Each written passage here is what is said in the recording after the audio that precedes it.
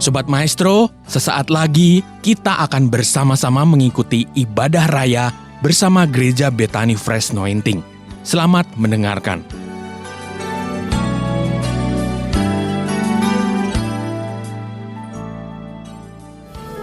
Hati kami limpah dengan syukur karena kebaikan-Mu yang tidak pernah berkesudahan bagi kami. Sampai hari ini kami ada semua karena Engkau begitu baik kepada kami. Terima kasih Bapa. Saat indah kami boleh menyembah-Mu. Dan saatnya kami mau mendengar firman-Mu. Urapi hati kami jadi tanah yang subur bagi setiap benih firman yang akan kami dengar. Pakai mulut bibir hamba-Mu. Hamba berdoa setiap firman yang ditabur atas dengan kuasa Roh Kudus ini boleh membangun kami, memulihkan kami dan membuat kami grow. Kami bertumbuh from glory to glory. Terima kasih, sampaikan isi hati-Mu, beracaralah Tuhan. Kami siap diberkati di dalam nama Tuhan Yesus. Percaya kita berkata, amin. Kita berikan tepuk tangan buat Tuhan Yesus. Prosper people say. Bagaimana kabar Bapak Ibu Saudara sore hari ini? Sehat, kuat, makmur, panjang umur, awet muda, diberkati Tuhan. Katakan amin. Silahkan duduk Bapak Ibu Saudara. Shalom. Sore hari ini saya akan menyampaikan firman Tuhan. Pujian penyembahan dalam cara pandang perjanjian baru. Sepanjang gereja ini ada, baru ini kayaknya saya secara khusus menyampaikan firman Tuhan kepada jemaat tentang pujian penyembahan. Kalau ke tim Praise and Worship memang kami sudah menerima pembekalan Bapak Ibu Saudara.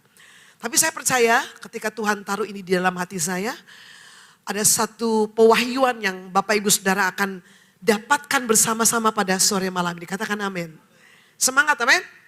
Kasih jempol dulu dong kiri kanan. Nah gitu. Haleluya. Ibu bapak, pertanyaan yang mendasar adalah mengapa kita gereja Tuhan memuji dan menyembah Tuhan. Mari kita melihat firman Tuhan dari Mazmur 22 ayat 4. Kalau kita bicara tentang pujian penyembahan, tidak bisa lepas kalau bicara perjanjian lama pasti dimulai dari ayat ini. Karena ayat ini menjadi basic, menjadi dasar daripada pujian penyembahan. Padahal engkaulah yang kudus, yang bersemayam di atas puji-pujian orang Israel. Padahal engkaulah yang kudus, yang bersemayam, yang bertahta, dalam bahasa Ibraninya yadah, yang tinggal, yang berdiam, yang menetap, ya, yang melekat di mana? Di atas puji-pujian orang Israel. Nah, Bapak Ibu Saudara, yang menarik bahwa latar belakang Mazmur 22 ini adalah Mazmur yang ditulis oleh Daud. Daud menulis kurang lebih 73 Mazmur, Bapak Ibu Saudara. Selain menciptakan ratusan alat musik, ya Bapak Ibu Saudara. Nah, Bapak Ibu Saudara, Mazmur ini berisi doa Daud dalam kesesakan. Nanti kalau Anda baca dengan teliti di rumah, ayat 1-3 itu, Daud itu curhat sama Tuhan. Dia merasa ditinggalkan, dia merasa tidak ada yang menemani dia merasa tidak ada yang membela dia. Maka dia berkata, bukankah engkau yang kudus, yang bersemayam di atas puji-pujian umatnya, umat Israel. Kenapa? Daud sudah memuji menyembah Tuhan, tapi dia tidak merasakan kehadiran Tuhan Bapak Ibu Saudara. Nah, nanti kalau Anda baca sampai terakhir, di ayat terakhir, disitulah titik letak kemenangan Daud. Di mana ketika Daud belajar percaya kepada Allah, Daud bersuka cita karena Allah, dia bersorak-sorai dan memuji-muji Tuhan. Karena apa? Keadilan Tuhan, kuasa Tuhan tidak pernah disembunyikan kepada seorang pribadi yang namanya Daud. Katakan amin. Nah, seorang Daud bisa menuliskan, bisa membuat kesimpulan, Tuhan itu bertahta di atas pujian pengagungan umatnya. Kenapa? Karena Daud punya pengalaman Bapak Ibu Saudara. Pengalaman pertama, sebagai orang yang hidup di dalam perjanjian lama. Ingat, di perjanjian lama, roh Allah itu hanya tinggal atau hinggap ya pada beberapa orang tertentu untuk waktu yang sementara.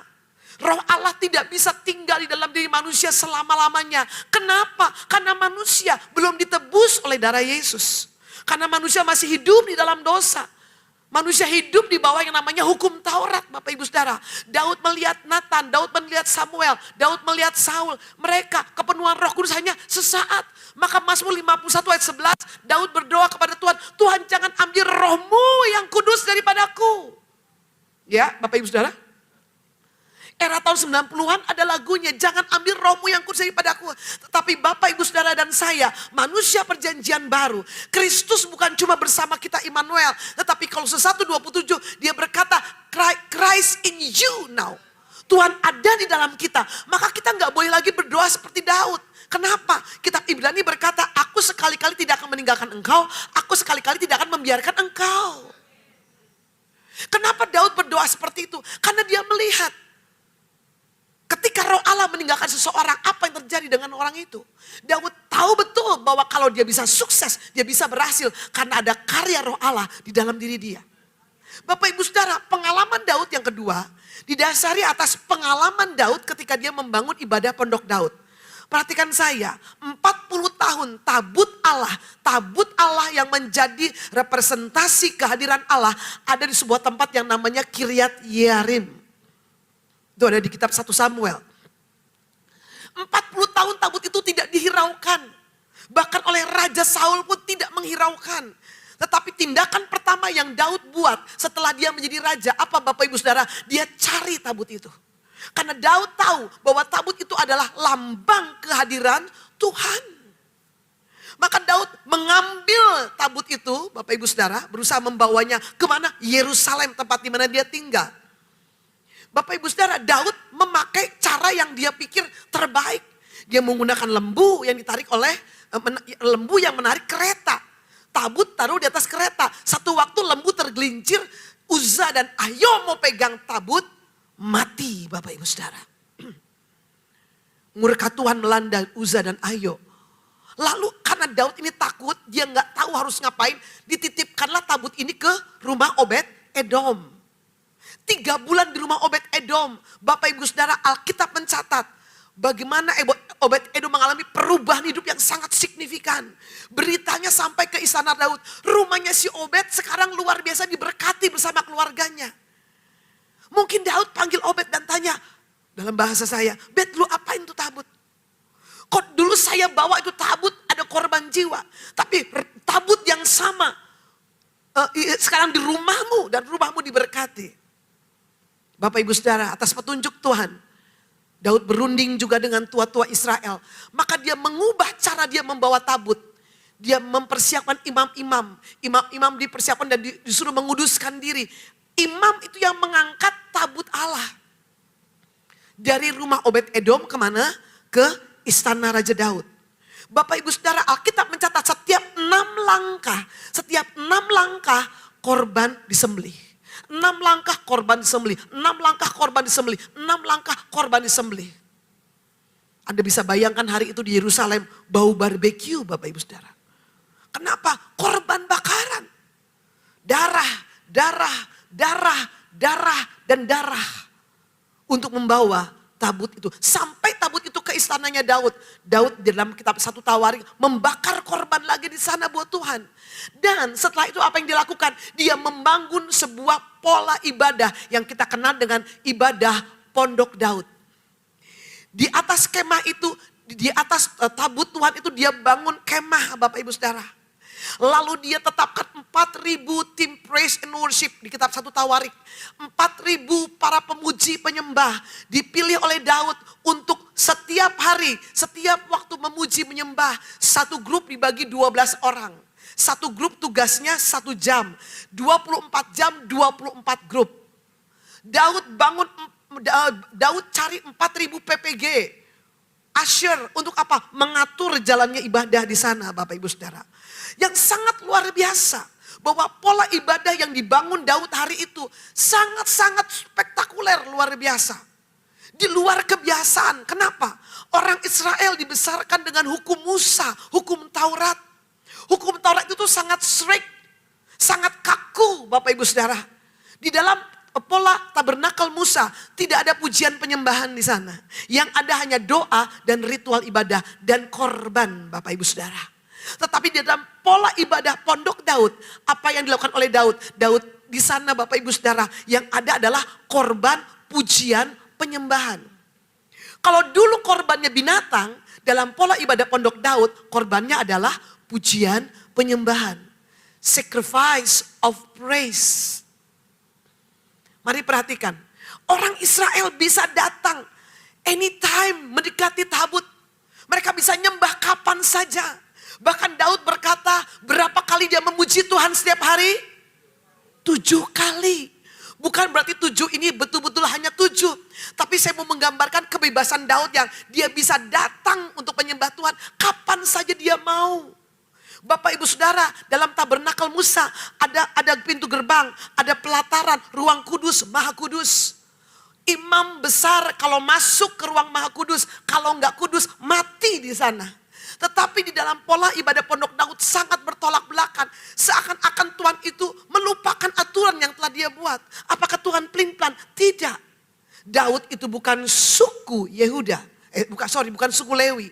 Dia suku Yehuda. Bagaimana mungkin dia bisa terlibat langsung di dalam ibadah?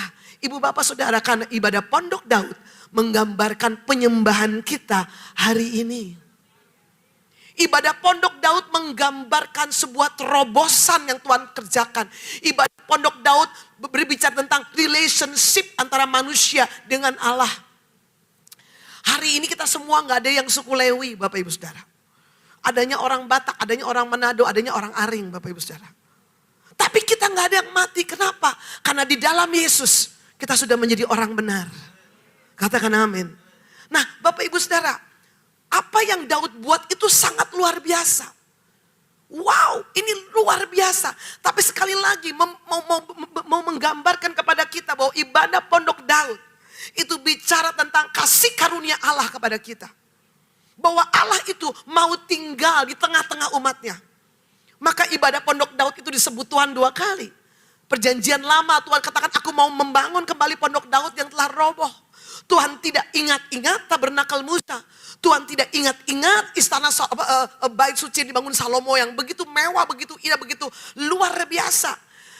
Pondok Daud itu sangat sederhana, bahkan terlalu sederhana kalau dibilang sebagai sebuah rumah ibadah. Kisah para Rasul juga berkata, aku akan membangun kembali Pondok Daud yang telah roboh. Apa sih yang Tuhan rindukan? Yang Tuhan rindukan bukan bangunan segi empatnya. Yang Tuhan inginkan adalah keintiman umatnya dengan Tuhan. Ibu bapak, amin. Nah, pemahaman Daud, ketika Daud oleh tuntunan Allah membuat ibadah pujian penyembahan 24 hours setiap hari 40 tahun. Orang kerajaan Israel itu makmurnya luar biasa. Kenapa? Allahnya hadir. Bapak Ibu Saudara, musuh-musuh mereka gak ada yang berani ganggu mereka. Tahu gak lagu kebangsaan mereka? Bukan Indonesia Raya. Lagu kebangsaannya adalah sebab Tuhan baik. Sebab Tuhan baik. Itu lagu kebangsaannya. Kalau mereka udah bawa tabut. Kalau mereka sudah memuji, menyembah. Wow, kuasa Allah dinyatakan. Luar biasa Bapak Ibu Saudara. Nah, pengalaman Daud akan kehadiran Allah. Itu yang dia bikin. Makanya dia ngomong di Mazmur 22 ayat 4. Bukankah engkau yang bersemayam di atas pujian pengagungan umat Tuhan? Peristiwa yang sangat menarik Bapak Ibu. Perhatikan. Ketika tabut itu dibawa dari rumah Obed-Edom. Perlu ada darah. Sampai ke Yerusalem. Gak pakai darah lagi. Pakai apa? Pujian penyembahan. Tuhan lagi bicara kepada kita. Anda dan saya diselamatkan oleh darah Yesus. Pengorbanan anak domba Allah yang sempurna sekali dan selama-lamanya. Dan setelah Anda diselamatkan, apa tujuan hidup Anda? Memuji dan menyembah Tuhan. Yang mengerti katakan amin.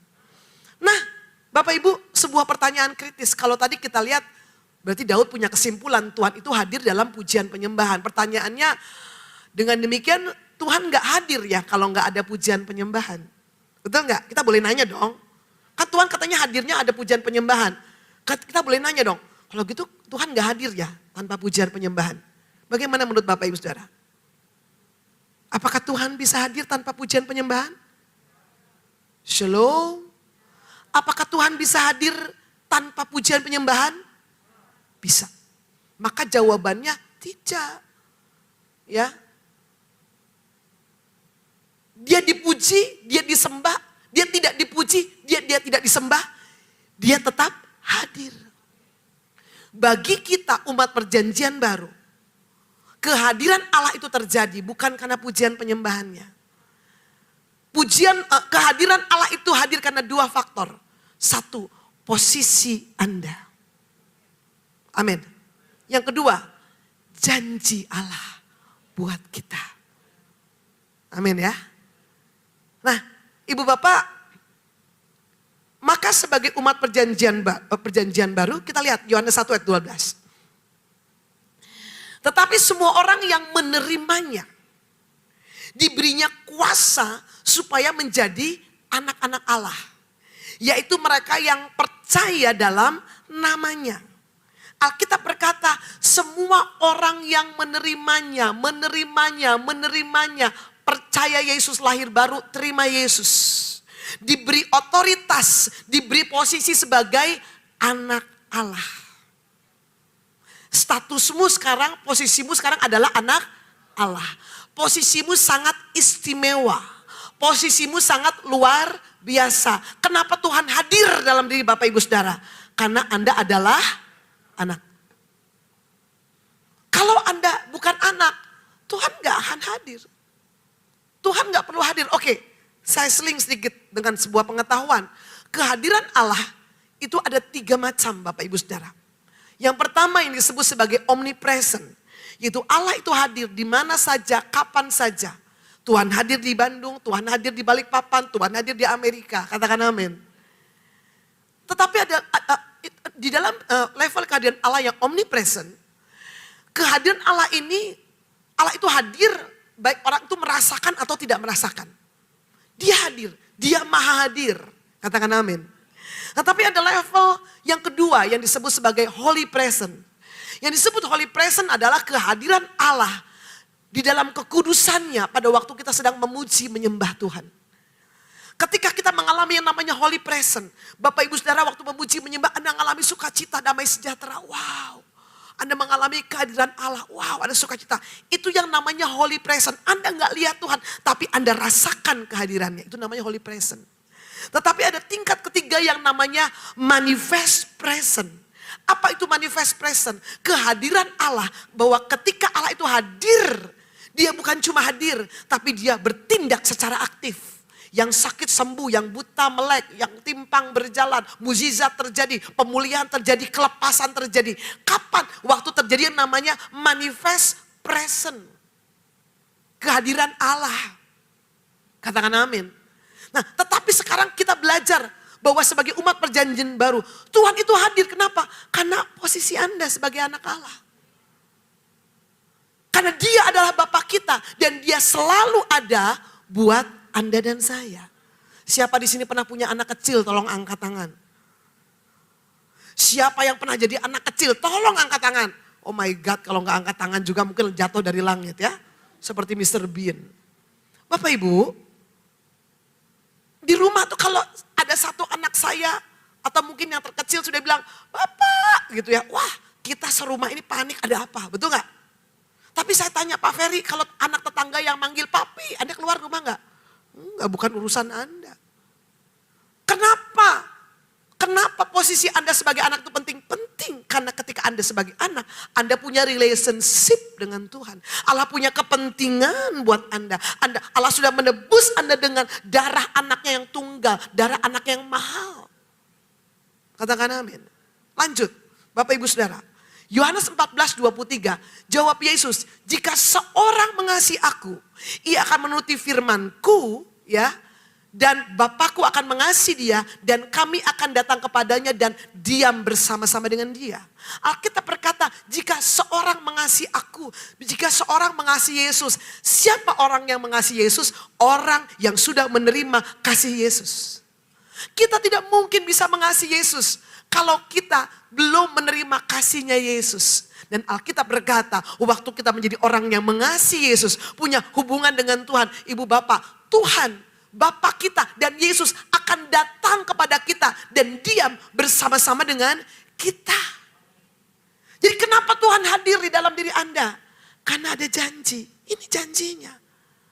Kalau Tuhan yang janji, nggak mungkin nggak ditepati. Kolose 1:27, kepada mereka Allah mau memberitahukan betapa kaya dan mulianya rahasia itu di antara bangsa-bangsa. Rahasia apa? Yaitu Kristus ada di tengah-tengah kamu. Christ in you. Dengar baik Ibu Bapak. Tuhan sudah menebus Anda. Tuhan sudah menyelamatkan Anda. Dan tujuan keselamatan itu bukan semata-mata untuk membawa Anda saja masuk ke dalam surga. Tapi untuk mengembalikan hubungan Bapa dengan kita. Bapa ingin memiliki relationship dengan kita. Seperti Adam dan Hawa. Waktu Adam dan Hawa ada di dalam Taman Eden. Tuhan ingin kembali, maka dia menebus Anda, dia menghapus dosa Anda, dia berikan putranya yang sangat bernilai kepada kita. Supaya ketika Anda menjadi orang-orang yang kudus, dibenarkan oleh pengorbanan Yesus. Ibu Bapak dengar, Kristus, roh Allah tidak tinggal di ruangan segi empat ini. Roh Allah tinggal di mana? Di dalam kita. Tabernakel Musa diruntuhkan. Pondok Daud diruntuhkan. Bait suci Salomo diruntuhkan. Tapi kitalah bait suci Allah yang kudus. Ketika Anda ada di dalam Tuhan, Anda memiliki hidup yang kekal selama-lamanya. Allah memilih untuk tinggal di dalam kita. Maka dengar baik, maka orang Kristen gak boleh ngerokok. Jangan protes sama saya, gak ada di Alkitabmu tulisannya gak boleh ngerokok. Adanya di pom bensin. Betul sayang. Kalau saya ngerokok masuk surga enggak? Masuk sayang, lebih cepat. Ya, resiko ditanggung penumpang, bukan oleh sopir ya. Bapak Ibu yang suka makan pedas, ayo. Saya nggak ngerokok Bu, tapi saya suka makan pedas, ayo. Suka terima tantangan mukbang, ayo. Waduh, makan lomboknya gila-gilaan. Saya himbau Bapak Ibu Saudara, nggak usah, kenapa? Anda ngerusak tubuh Anda, bait Allah Anda. Mumpung cabai harganya lagi mahal. Ya kan?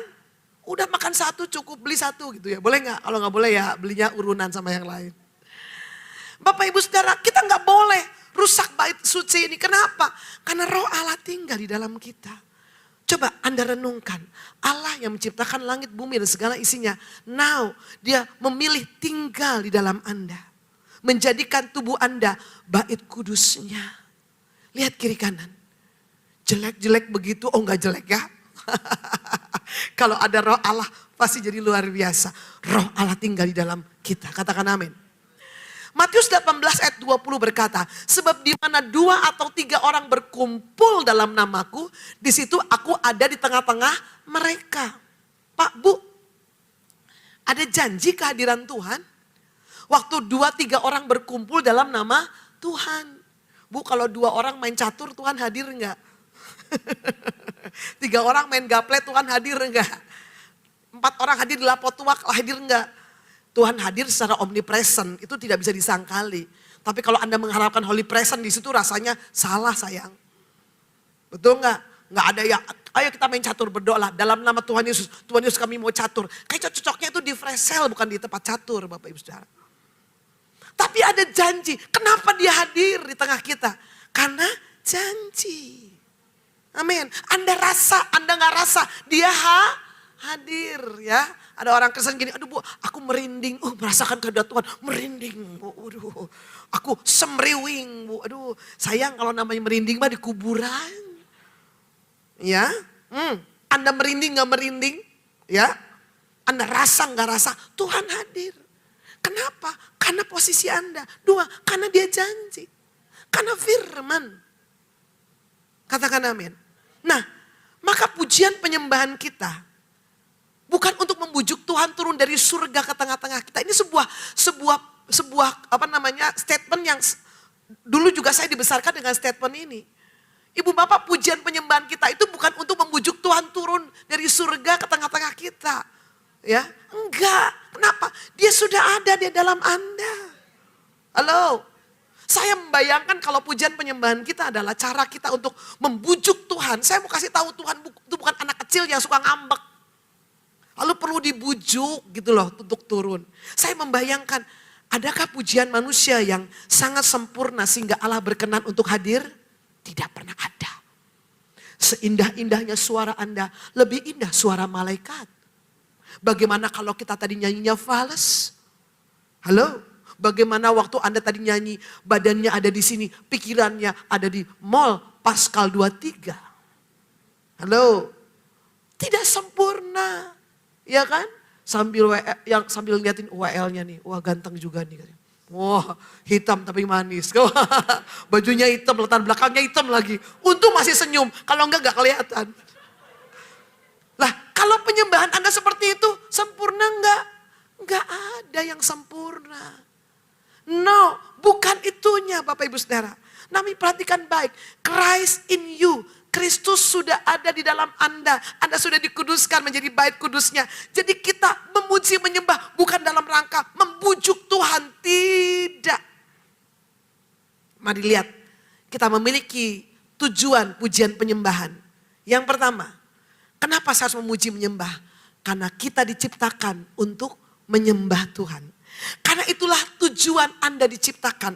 Karena itulah tujuan Anda ada. Yesaya 43:7 berkata, semua orang yang disebutkan dengan yang kuciptakan untuk, yang kubentuk dan yang juga kujadikan. Jelas dari awal tujuan Anda diciptakan adalah untuk kemuliaan Tuhan.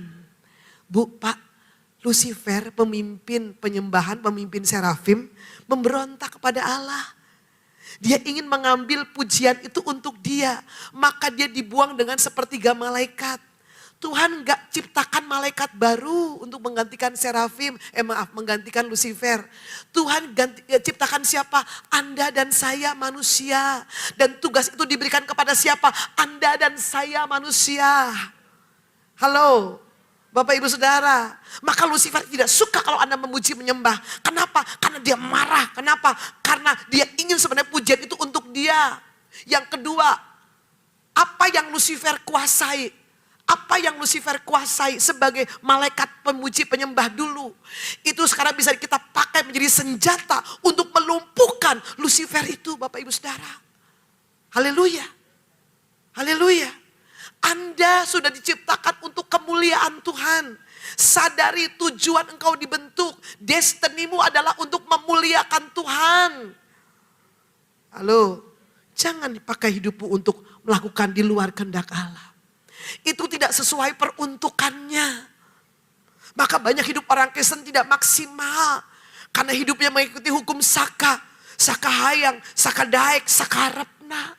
Pada sejak engkau lahir, Allah telah menetapkan engkau untuk hidup memuliakan Tuhan. Dua, Tuhan ingin lewat pujian penyembahan itu kita menyenangkan Tuhan. Ibu bapak, pujian penyembahan itu bukan satu-satunya cara untuk menyenangkan Tuhan. Bukan satu-satunya cara ya. Bukan satu-satunya cara ya. Oh kalau itu cara ibu bapak gak usah nyanyi capek. Setel aja Spotify sayang. Betul gak? Setel tuh YouTube, banyak di YouTube kumpulan lagu rohani top 10 100 lagu. Iya enggak? Mulai dari Sidney Mohede, Sari Simorangkir, Frankie Kuncoro, Bapak Insinyur Niko. Betul enggak? NDC, GPCC, Ibu Dion Takaryana suruh nyanyi. Apakah itu Tuhan hadir? Cuma hadir lagunya.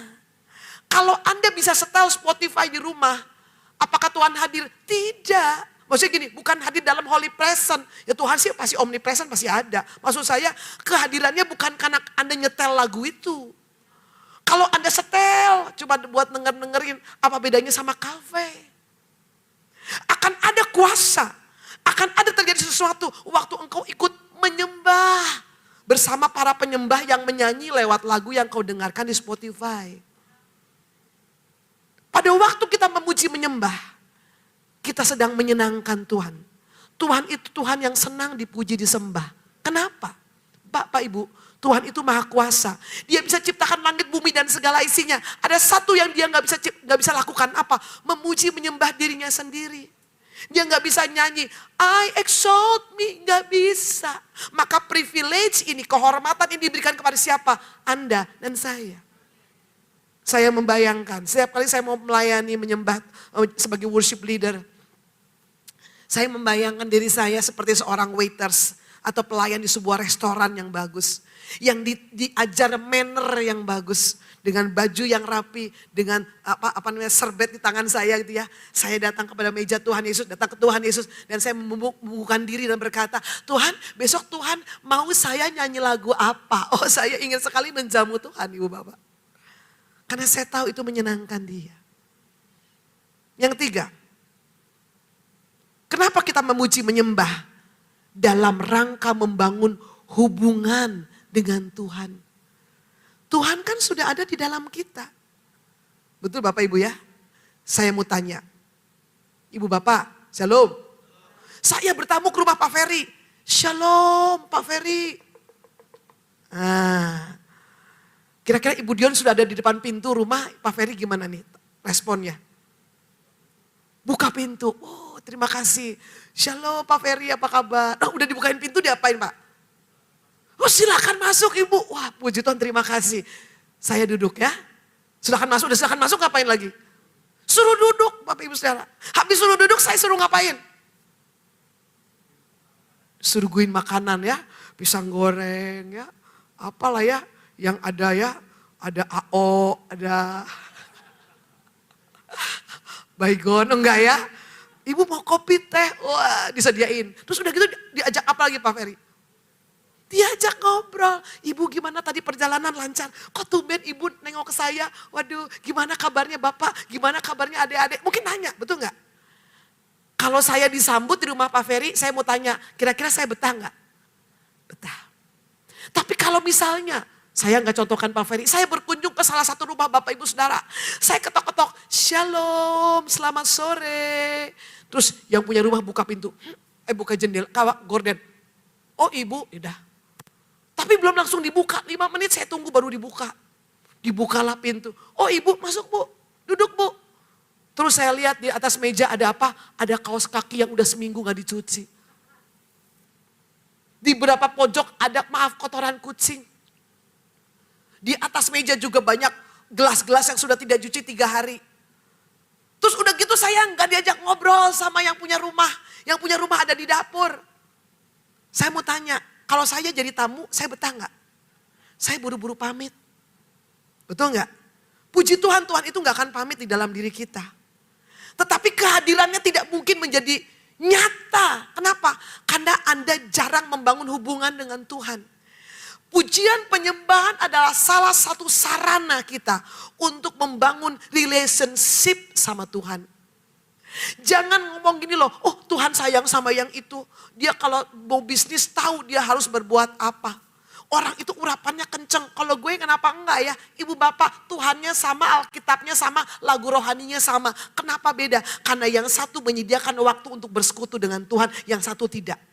Bagaimana Anda punya hubungan intim dengan Tuhan? Anda ngobrol sama Tuhan cuma seminggu sekali. Di gereja lagi, maaf cuma di gereja seminggu sekali. Sambil ngantuk lagi, sambil main WA lagi.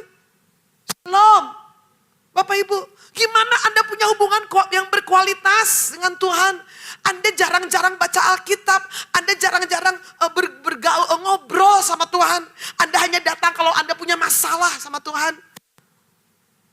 Come on, jadikan pujian penyembahan ini lifestyle. Kalau kita nggak muji Tuhan, Tuhan itu gak pernah rugi. Dia tetap hebat, mulia, tetap dahsyat. Siapa yang rugi? Kita. Karena kita tidak mendapatkan dampak dari kehadirannya dalam hidup kita. Tidak heran mungkin kadang-kadang Bapak Ibu Saudara bingung mau ngambil keputusan. Sering mengalami jalan buntu. Kenapa? Karena Anda tidak minta hikmat Kristus. Anda tidak tanya Tuhan. Maaf, Anda lebih banyak bergaul dengan drakor, drama Korea. Dratur, drama Turki. Drain, drama India. Anda cuma dapat apa? Dapat ikut nangis, mengikuti, menghayati tokoh-tokoh yang ada di sana. Mari bangun hidup yang menyembah Tuhan. Ingat engkau dan saya sudah ditebus dengan darah yang mahal. Untuk tujuan bersekutu dengan Tuhan. Mari bangun setiap hari. Jadikan hidupmu rumah pujian penyembahan. Jadikan hidupmu rumah doa di hadapan Allah. Yang keempat, puji Pujian penyembahan. Kenapa saya muji nyembah? Karena muji nyembah itu cara gampang untuk saya mengungkapkan kasih dan syukur kepada Tuhan. Kita kan sudah menerima kasih yang tak terbalas. Mudah bagi kita untuk angkat tangan dan berkata, ku bersyukur buat kasih-Mu yang tak pernah berubah. Amin. Kita bisa menyanyikan lagu yang malaikat gak bisa nyanyi. Malaikat gak tahu rasanya ditebus oleh darah Yesus. Mungkin orang nyanyi ibu bapak dan bilang, kamu bagus kalau nyanyi tapi lebih bagus kalau gak nyanyi. Kalau ada orang ngomong gitu jangan tersinggung. Karena saya mau kasih tahu, surga tidak pernah merasa kebisingan. Surga tidak pernah merasa suara Anda terlalu jelek. Kalau di tempat ini Tuhan menemukan orang-orang yang dengan syukur bisa berkata, ku bersyukur buat kasih-Mu menyelamatkan hidupku. Oh, saya mau katakan, Tuhan itu rela berkata kepada malaikat, kat lu diam semua. Kenapa? Di jam ibadah jam 5 di ruang balarea ada seorang anakku yang sungguh merindukan aku. Lihat dia nyanyi, aku suka sama hatinya. Oh, malaikat mungkin protes, bos suaranya kayak ember pecah. Tuhan akan bilang, biarin. Kenapa? Tuhan suka hatimu. Hati yang penuh dengan syukur. Aku ada hari ini only by grace. Hati yang bersyukur itulah sebuah ukupan yang berbau harum di hadapan Tuhan. Yang kelima, ketika Anda memuji menyembah, tujuan kita mau menempatkan Tuhan sebagai raja atau pemimpin dalam hidup kita. Ibu bapak, ketika kita kan sudah tahu Tuhan sudah ada di dalam kita. Ketika kita memuji menyembah, kita sedang membangun tahta atau singgasana yang indah, yang mewah, tempat yang khusus spesial di mana? Di dalam hati kita. Maka kita menjadikan Tuhan itu raja atau pemimpin hidup kita. Kita menempatkan dia di posisi yang terutama di dalam hidup kita. Kita menjadikan dia fokus hidup kita. Kita menjadikan dia tujuan hidup kita. Dan waktu Anda menyembah, sebuah prinsip penyembahan bahwa seseorang itu akan menyembah sesuatu yang lebih tinggi dari dirinya. Dan kita akan diubah seperti Tuhan. Kitab Mazmur berkata orang itu akan seperti siapa yang dia sembah. Kalau Anda banyak bergaul dengan Tuhan, memuji, menyembah Tuhan, saya mau katakan karakter Kristus akan ada di dalam Anda. Ya, betul. Kalau Anda pergi ke Surabaya, saya tinggal Anda di sana 1 tahun, saya jamin pulang dari Surabaya, Anda sudah ngomong dengan sebuah logat. Aku pengen teh kotak. Aku mau dodok. Kenapa? Karena akibat efek dari pergaulan dengan orang Surabaya. Ngomongnya melintir, muncrat. Bapak saudara, betul? Kalau Anda bergaul sama Tuhan Yesus dalam doa pujian penyembahan, pasti karakternya seperti Tuhan. Jadi kalau ada orang bilang, aku suka memuji Tuhan, aku suka berdoa, tapi maaf, masih pelit, medit, bin kikir, masih sensi, masih suka ngomongin orang, masih suka kepo, masih suka dengki, masih suka sulit mengampuni orang. Saya pertanyakan siapa yang dia sembah. Karena prinsipnya kita akan seperti siapa yang kita sembah. Kita akan seperti siapa yang kita banyak bergaul. Anak saya yang ketiga Harvest itu senang nonton di YouTube itu One Piece. Saya juga gak tahu apa One Piece teh. Bapak Ibu Saudara, kalau anak muda pasti tahu One Piece. Yang tua-tua angkatan saya pasti gak tahu. Kalau Bapak Ibu Saudara yang tua-tua tahu bahaya malah. Sampai bilang, Mami aku mau dibeliin topinya si Luffy. Topi naon, topi jerami. Astaga. Sampai pesan di Tokopedia. Ya udahlah saya beliin, namanya ge anak kan Ibu Bapak. Saya bilang ngapain kamu mengidentifikasikan dirimu dengan si Luffy. Kamu lebih hebat, kamu lebih luar biasa dari Luffy. Tapi ya udah namanya juga anak-anak kan, Ibu Bapak ya. Bagaimana efeknya kalau kita bergaul dengan Tuhan? Wow, pasti hatinya, pikirannya, karakternya ada di dalam Anda. Katakan amin. Nah, kalau begitu bagaimana konsep penyembahan dalam perjanjian baru? Kita harus belajar dari Yohanes 4 ayat 23 sampai 24. Mari baca sama-sama. Tetapi saatnya akan datang dan sudah tiba kapan? Sekarang. Oke? Bahwa penyembah-penyembah benar akan menyembah Bapa dalam roh dan sebab Bapa menghendaki. Oke, lihat dulu ayat 24-nya, Bapak Ibu baca, mari. Allah itu barang siapa menyembah dia harus menyembahnya dalam roh dan.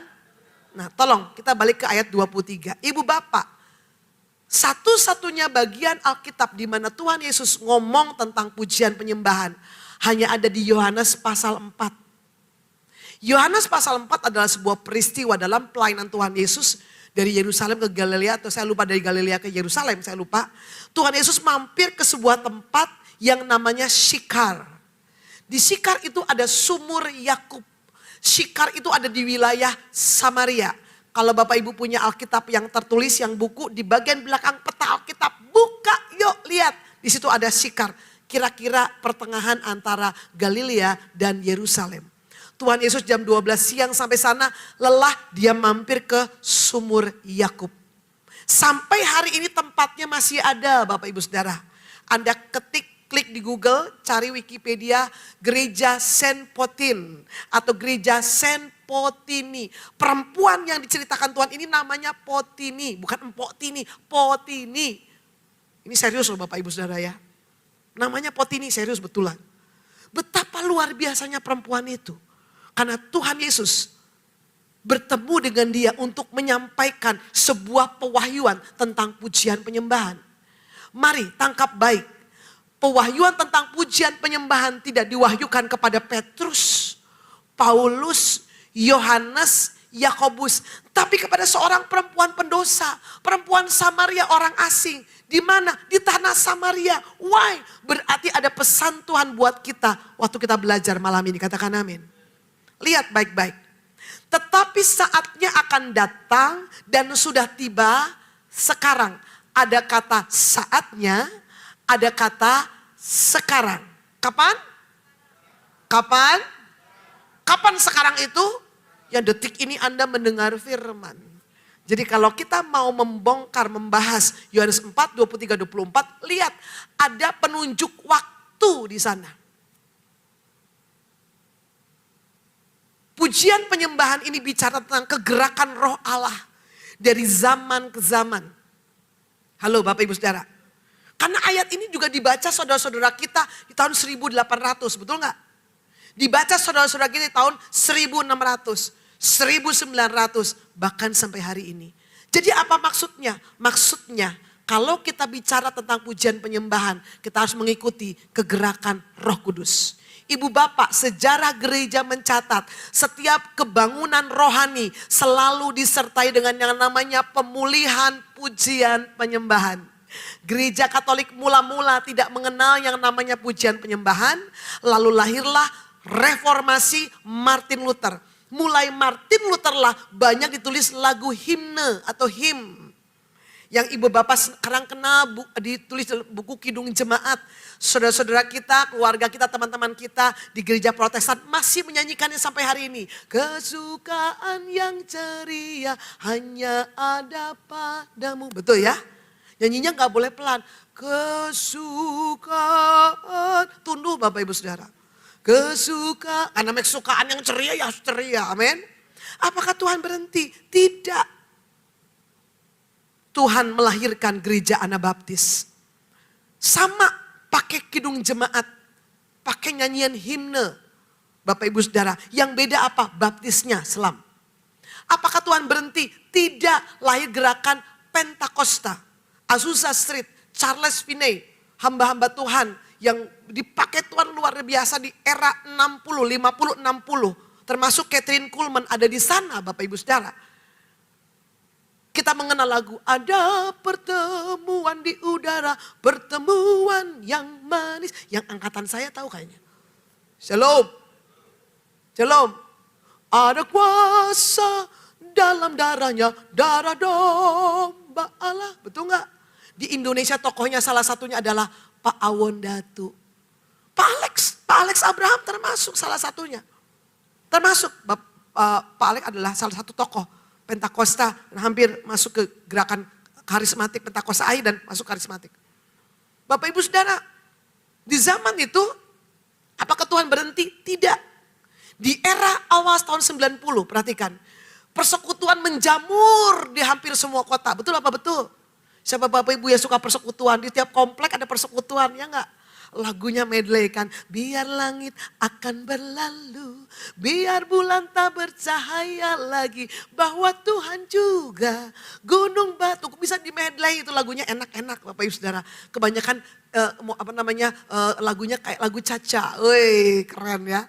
Apakah Tuhan berhenti? Tidak. Lahir yang namanya presenter, Bandung presenter, Jakarta presenter, Solo presenter, Semarang presenter, Surabaya presenter, Manado presenter. Wow. Dan akhirnya menjadi gereja. Tuhan pulihkan. Dan disitulah muncul seorang tokoh pemulihan pujian penyembahan Indonesia. Siapa? Bapak Insinyur Niko. Tidak ada lain, beliau orangnya. Lewat beliaulah ada pujian penyembahan, pemulihan yang terjadi di gereja-gereja di Indonesia. Anda masih ingat lagu Darahmu Yesus sucikan daku, betul? Masih pakai kotak gitu kan, gambarnya sederhana gitu kan, kuasa darah Yesus. Dari mulai anak kecil sampai emak nangis dengar lagu itu. Hebat loh Bapak Ibu Saudara. Dan itu tercatat di Harian Kompas, albumnya Pak Niko itu 5 juta kopi. Yang bisa menyaingi cuma satu, Nikita, di doa ibuku. Nah Anda juga pasti ada di situ. Ada di doa ibu Anda? Oh ada. Ingat Mission Singers? Betapa baiknya engkau Tuhan. Kasih-Mu tiada. Oh hosana ku memuji Tuhan. Cek deng gitu kan musiknya. Ingat gak? Oh Anda belum ada ya? Anda di mana ya? Di planet ya Bapak Ibu Saudara ya. Yang anak-anak kekinian mungkin kurang tahu. Itu muncul Bapak Ibu Saudara. Nah GPCC, True Worshipper. Ada Sidney Mohede, ada Sarisi Morangkir, Fiona Pais, Frankie Sihombing di situ muncul. Ya, mereka bikin grup yang namanya FOG, mereka bikin grup yang namanya Izra, ya Bapak Ibu Saudara. Lalu menjadi cikal bakal GPCC, Jakarta Praise Center Community. Ya, sampai hari ini ingat album pertamanya, Ku kan terbang tinggi di awan, bersyukurlah kepada Tuhan. Wow. Pak Niko dan Pak Weliar, Pak Johan Handoyo, Pak Fetri Kumaseh bikin gereja Betani bersama dengan Pak Alek. Memang gerejanya Betani. Di situ booming, Betani mengalami penuaian besar-besaran di seluruh Indonesia. Anda ingat sejarah itu? Ini sejarah gereja sayang, harus tahu loh. Ya, Pak Alex wilayah di Surabaya menjadi center, itu luar biasa. Dari Pak Alek lahir Pak Niko, lahir Pak Yusak, lahir Pak Arifin. Sampai era 2001, di situ Pak Niko keluar dari Betani, Bapak Ibu Saudara, anak-anak Pak Niko, anak rohani Pak Niko meneruskan sampai hari ini. Kita mengetahui simfoni worship Pak Johan Handoyo. Ya. Era karismatik, luar biasa. GPCC, Bapak Ibu Saudara, dipakai Tuhan untuk melahirkan banyak lagu-lagu rohani. Kalau style mereka, style British. Kenapa? Afiliasi mereka Hillsong. Lebih dominan di gitar. Kalau gospel yang Pak Niko dan teman-teman yang kita bisa nyanyikan juga, itu dominan keyboard Bapak Ibu Saudara. Saya nggak bicara masalah genrenya Bapak Ibu Saudara ya.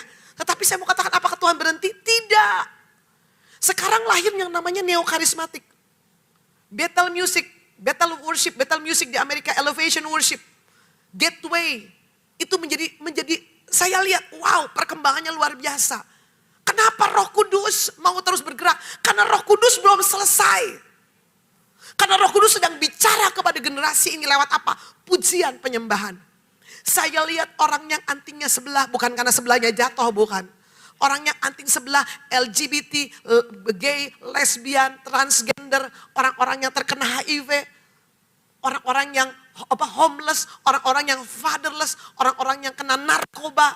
Mereka datang ke gereja. Kenapa? Ada berita tentang grace, anugerah di gereja Tuhan. Saya lihat penyembahan di Bethel Music, Elevation Worship, Gateway. Mereka orang-orang simple, pakai jeans Bapak Ibu Saudara, cuma pakai kaos.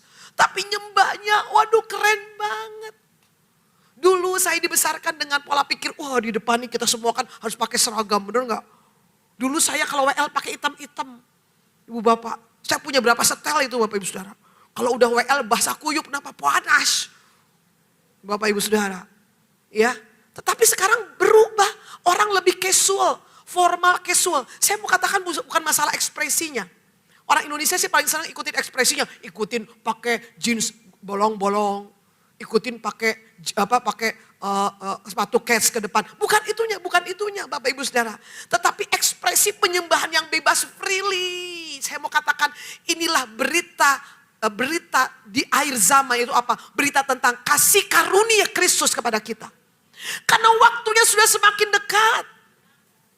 Iya. Lewat pujian penyembahan generasi ini bisa menjangkau sebanyak mungkin anak-anak muda untuk datang kepada siapa? Kepada Tuhan. Maaf ibu bapak, kalau yang ada di depan sini semua pejabat, pakai batik, pakai baju toga, takut orang ke gereja. Kenapa Mahatma Gandhi nggak mau masuk gereja? Karena begitu dia masuk, dilihat dari ujung kepala sampai ujung kaki, dan orang bilang, kamu nggak boleh masuk gereja, kamu nggak layak. Kalau kita seperti itu, saya mau katakan tidak pernah ada penuaian. Jadi kalau datang ke gereja kita nanti, maaf orangnya antinya sebelah, mungkin pakai tato, mungkin lesbian, mungkin gay, mungkin LGBT, mungkin agak melambai. Kita tidak boleh memandang mereka sebelah mata. Karena Yesus juga mati buat mereka. Dosanya kita nggak setuju, tapi orangnya tidak boleh kita buang. Katakan amin. Artinya inilah nyanyian yang Roh Kudus sedang sampaikan kepada kita. Yaitu apa? Berita tentang kasih karunia anugerah. Sebelum pintu itu ditutup untuk selama-lamanya, Tuhan mau menjangkau begitu banyak manusia di muka bumi ini untuk Kristus. Katakan amin. Lanjut Bapak Ibu Saudara. Dalam Yohanes 4, 23, 24 ada subjek. Sudah tiba saatnya subjeknya adalah penyembah-penyembah benar. Dalam bahasa Yunaninya dikatakan proskunetes. Penyembah-penyembah benar, bukan sekedar benar tapi penyembah-penyembah benar, proskunetes, yaitu yang menyembah dalam pengabdian dan kasih. Perhatikan, bukan cuma sekedar nyembah.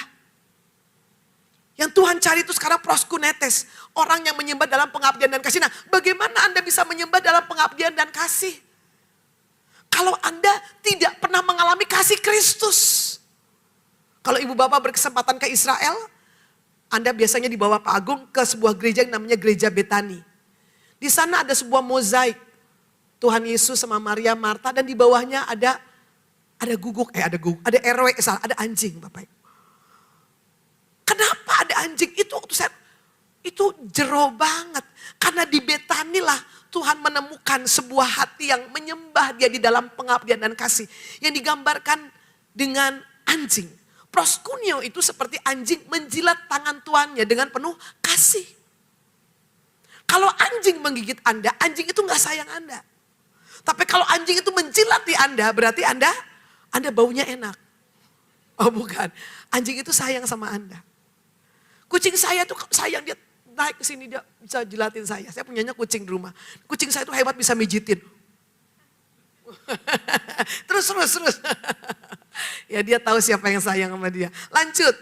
Proskunetes, penyembah yang benar. Benarnya pakai kata aletinos yang artinya sesungguhnya atau ikhlas.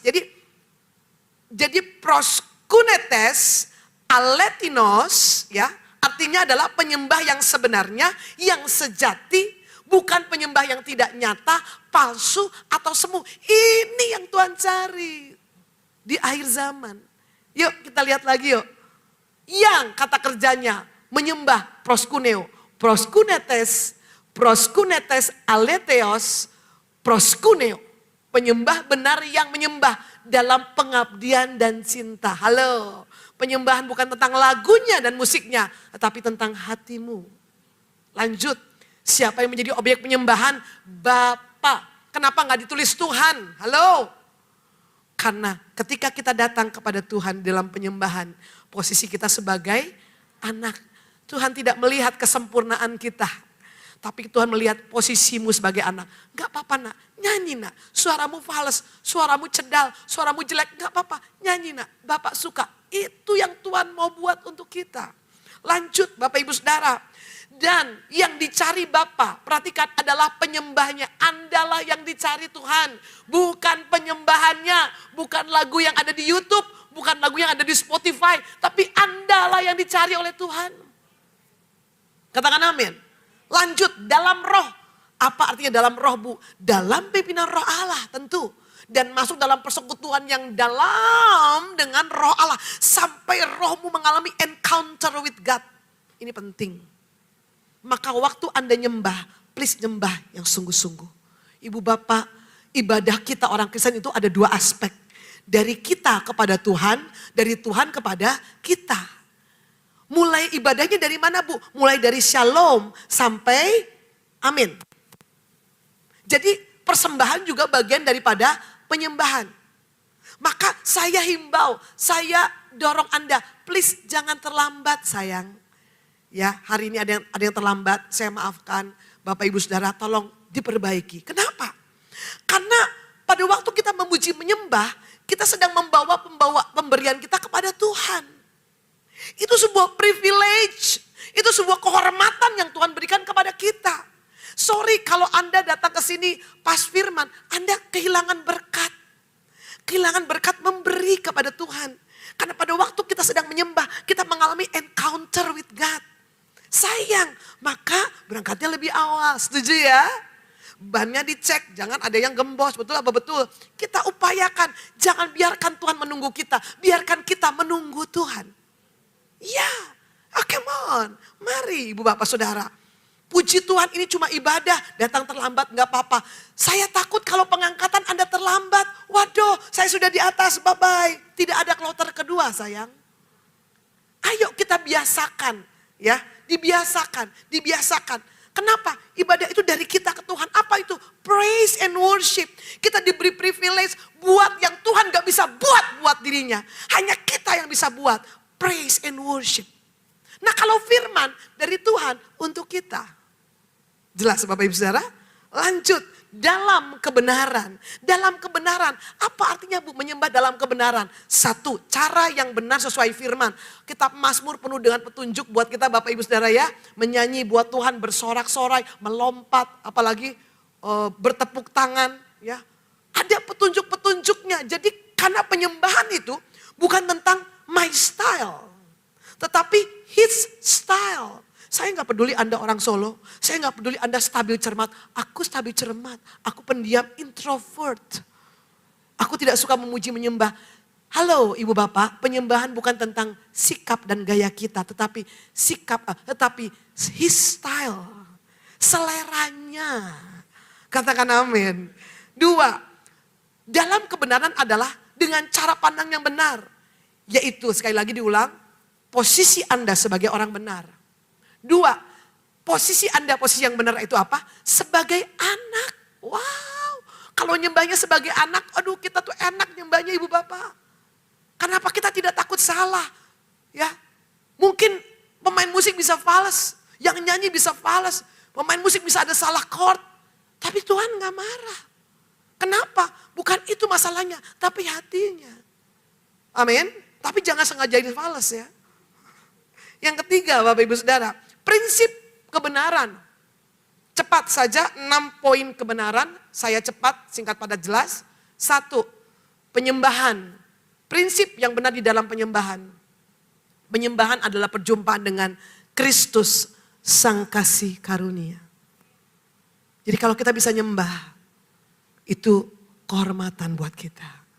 Karena kita ketemu Kristus Sang Kasih Karunia. Ayat 6-14, ketika kita menyembah diperlukan yang namanya kehausan akan Tuhan. Pak Bu, kalau orang haus akan Tuhan, itu nyembahnya pasti beda. Kalau orang haus akan Tuhan, selesai ibadah dia akan bilang, aduh minggu depan ibadahnya kapan ya, aduh kapan pengen ibadah lagi. Tapi kalau engkau tidak penuh kehausan, ya udah minggu lagi, gereja lagi deh. Oh my God. Tuhan mencari orang-orang yang haus akan Allah. Firman-Nya berkata kepada Potini, juga kepada kita sore ini. Kalau engkau minum dari air yang kuberikan kepadamu kata Tuhan, engkau tidak akan haus lagi. Engkau akan menemukan kepuasan, bahkan dari dirimu akan memancar aliran-aliran air kehidupan. Punyai kehausan akan Allah. Ayat 16-18. Penyembahan membutuhkan yang namanya kejujuran dan ketulusan. Penyembahan itu bukan acting. Bapak Ibu Saudara. Potini itu ditanya Tuhan, kamu kan pernah hidup dengan 5 laki-laki kan? Yang sekarang juga bukan suamimu? Iya. Tahukah Anda ketika Anda menyembah, Anda tuh transparan di hadapan Tuhan. Nggak ada yang bisa kita sembunyikan. Oh, Anda nggak bisa acting holy. Oh, gue holy. Malaikat ketawa. Kenapa? Gayanya udah lebih dari malaikat. Tuhan menyelidiki sampai ke hati kita yang terdalam. Untuk menjadi seorang penyembah dibutuhkan kejujuran dan ketulusan. Apa adanya Bapak Ibu Saudara di hadapan Tuhan. Ayat 39. Penyembahan bicara tentang hidup yang diubah. Kenapa? Karena kita ketemu Sang Kasih Karunia. Potini perempuan gak bener dijadikan penginjil. Namanya dijadikan Saint Potini, orang kudus. Bukan orang dari kudus. Saint, santo, santa. Dalam gereja Katolik dijadikan Saint Potin, Saint Potini. Saya mau katakan, berjumpa dengan Tuhan itu pasti mengubah Anda. Maka ayo nyembah. Nyembah tuh indah banget. Dan yang ke-40 ayat 42. Tujuan akhir penyembahan kita adalah jiwa-jiwa. Di akhir, Bapak Ibu Saudara, Tuhan Yesus kan rasanya cuma mau lewat di Sikar. Tetapi karena ketemu seorang Potini, memang Tuhan punya agenda buat daerah itu. Dan dikatakan firman Allah Tuhan itu extend 2 hari di sana. Dan kampung itu diselamatkan mendengar berita Injil. Ibu Bapak, tujuan Anda memuji menyembah tidak berhenti di kotak segi 4 ini. Tetapi kita memuji menyembah untuk tujuan endingnya harus jiwa-jiwa. Bukan cuma buat kesenangan Anda, kepuasan Anda. Tidak. Tapi untuk apa? Jiwa-jiwa. Kenapa belum ada jiwa-jiwa di gereja? Karena belum ada penginjilan. Orang diinjilin, terima Yesus, diajar, bisa nyembah. Nah, yang sudah menyembah punya relationship ini, jangan hidup buat dirinya sendiri aja. Jadilah berkat, jadilah saksi Tuhan dimanapun engkau berada. Maka penginjilan dan penyembahan itu memiliki sebuah hubungan yang erat. Gereja yang menyembah akan menarik jiwa-jiwa datang ke situ. Hidup anak-anak Allah yang menyembah akan menarik jiwa-jiwa ke dalam diri Anda.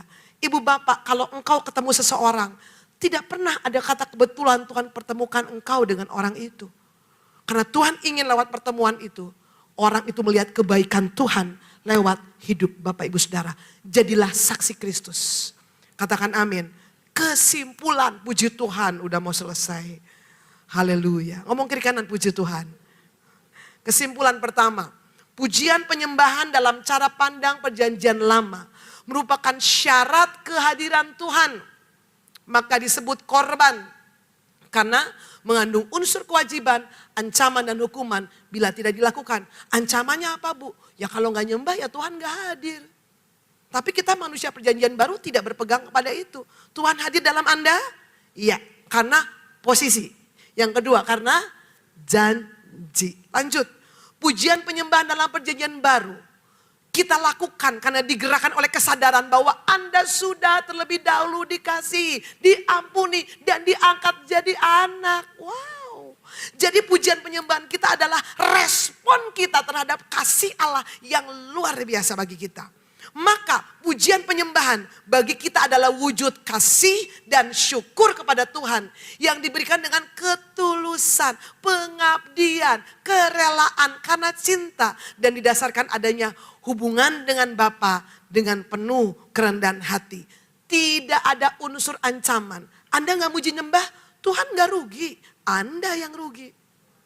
Dia tetap hebat, mulia, luar biasa. Waktu Anda memuji, menyembah, Anda yang dapat keuntungan. Haleluya. Karena apa? Yang kita hampiri adalah tahta kasih karunia. Tuhan ingin kita nyembah itu tanpa paksaan. Dengan ketulusan, keikhlasan. Jadi harusnya WL itu gak usah ngomong, angkat tangan, angkat kaki. Emang meja diangkat-angkat? Kesadaran. Kenapa? Aku udah ditebus, hidupku berharga, aku anak. Maka kita bisa menghampiri tahtanya tanpa rasa takut. Sebab kita sudah dibenarkan oleh pengorbanan Yesus. Maka pujian kesimpulan. Maka pujian penyembahan adalah wujud kasih dan syukur kepada Tuhan. Yang diberikan dengan tulus, pengabdian dan kerelaan karena cinta.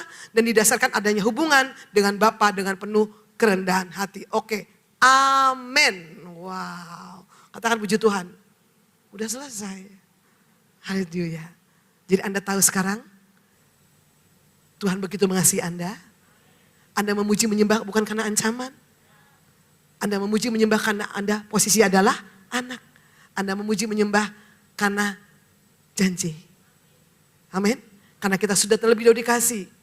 Kita sudah terlebih dahulu dicintai. Sembahlah dia, kasihilah dia dengan segenap hati. Mari para pemuji boleh maju ke depan. Kita persiapkan perjamuan Tuhan pada sore hari ini. Ku tahu hidupku adalah penyembahan. Kau ciptakanku dalam kemuliaan-Mu. Hidup kami berharga. Katakan, ku tahu hidupku berharga di mata-Mu. Segenap hidupku persembahan. Yang sadar dirinya dikasihi Bapa, angkat tanganmu, angkat suaramu, katakan, ku tahu hidupku adalah penyembahan. Kau ciptakanku dalam kemuliaan-Mu. Ku tahu ku berharga. Terima kasih Yesus. Hidup kami berharga di mata-Mu. Segenap hidupku bersembahan. Sebab itu ku memuji-Mu, Engkau Allahku. Mulutku kan selalu memuji Engkau. Tinggikan nama-Mu, Yesus, kemuliaan bagi-Mu. Amin. Sebab itu aku memuji menyembah-Mu, Bapa. Sebab itu ku memuji-Mu,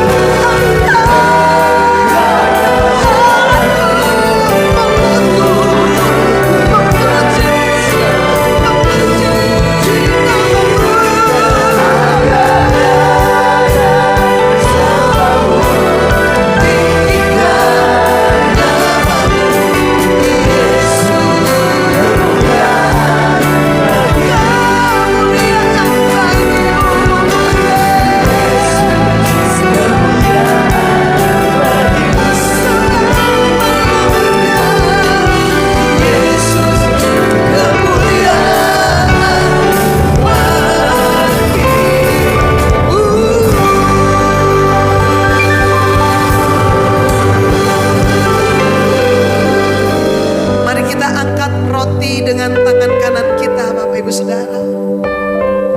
Begitu besar cinta Bapa buat Bapak Ibu Saudara untuk mengembalikan engkau menjadi penyembah-penyembahnya. Maka Dia berikan Yesus sebagai kita. Yesus terpecah-pecah, tubuhnya dicambuk, dipecah-pecah bagi kita supaya hidup kita yang harusnya terpecah karena dosa menjadi utuh, sempurna dan tidak kurang satu apapun juga.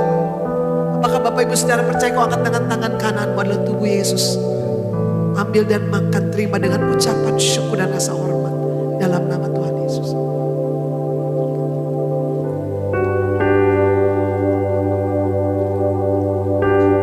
Mari kita angkat cawan yang berisi darah Tuhan. yang menghapus semua dosa Bapak Ibu Saudara. Engkau dan saya hari ini adalah orang benar. Dibenarkan oleh darah Yesus. Dan darah ini adalah meterai dari semua janji Bapa bagi kita, supaya kita semua percaya bahwa firman-Nya iya dan amin bagi kita. Apakah Bapak Ibu Saudara percaya kau angkat dengan tangan kananmu ada darah Yesus? Amin, dan dengan ucapan syukur dan rasa hormat dalam nama Tuhan Yesus. Terima kasih. Mari bersyukur. Terima kasih Abba ya Bapa. Kami bersyukur. Karunia-Mu melimpah bagi kami. Kasih setia-Mu lebih dari hidup. Engkau baik, Engkau mengasihi. Terima kasih Yesus.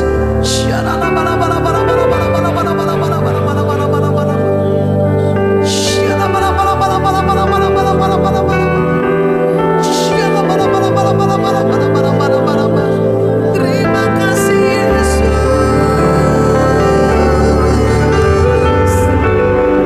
Hidupku bagimu, amin. Hidupku bagimu, menyembahmu Yesus.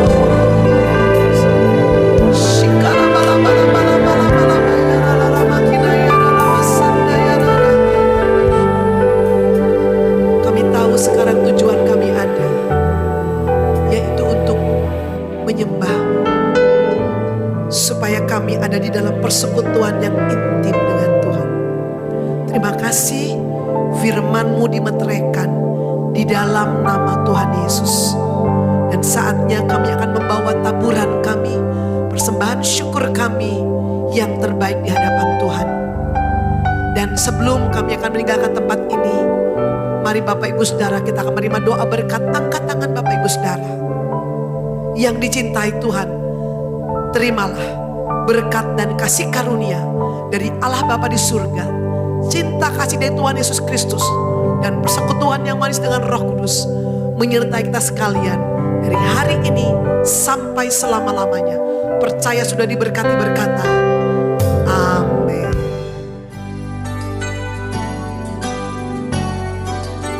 Sobat Maestro, Anda baru saja mendengarkan ibadah raya bersama Gereja Bethany Fresh Anointing. Terima kasih atas kebersamaan Anda. Selamat hari Minggu dan Tuhan Yesus memberkati.